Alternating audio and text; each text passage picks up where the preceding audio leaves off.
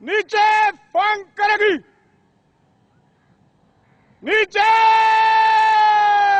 फांग। ये मंजर police training school Muzaffarabad का है, जहां पुलिस के जेर तरबियत जवान दहशतगर्दी समेत दीगर चैलेंजों से मुकाबले की तैयारी में मसरूफ हैं।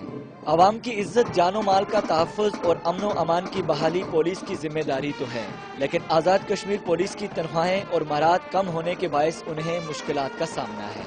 8,200 रुपया हमारा कांस्टेबल यहाँ ले रहा है, जबकि इस्लामाबाद पुलिस का कांस्टेबल 25,000 रुपया पर मंथ तनख्वाह ले रहा है। कोशिश कर रहे जी कि इनकी तनख्वाहें भी बराबर हों और नफरी के लिए और दीगर जो लवाजमात है इस वक्त अपनी देखभाल के लिए, उससे भी हम ज़्यादा इम्प्रूवमेंट करना चाहते हैं और इंशाल्लाह में वादा किया गया कि सारा कुछ किया जाए। जो आज़ाद कश्मीर के लोगों की बेहतरी में होगी, जो पुलिस डिपार्टमेंट की बेहतरी में होगी, जो हमारे जवानों की बेहतरी में होगी, वो इंशाल्लाह ताला रुकेगी नहीं।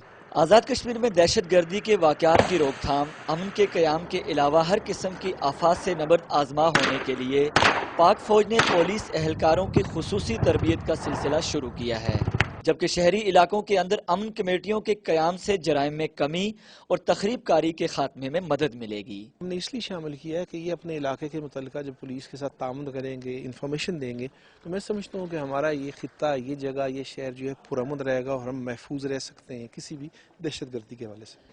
आज़ाद कश्मीर में पुलिस की 7,500 नफरी दहशत गर्दी के बढ़ते हुए वाक़यात कानून की अमलदारी, जराइम के खात्मे और अमन के क़याम के लिए नाकाफ़ी है। मुजफ्फराबाद में होने वाले खुदकुश धमाके में पुलिस एहलकारों की शहादतों के बावजूद अरबाब इख्तियार महज तसल्ली और दलासे पर ही इक्तिफा कर रहे हैं। आज़ाद कश्मीर में दहशत गर्दी के हालिया वाक़यात के बावजूद आज़ाद कश्मीर पुलिस के हौसले बुलंद हैं।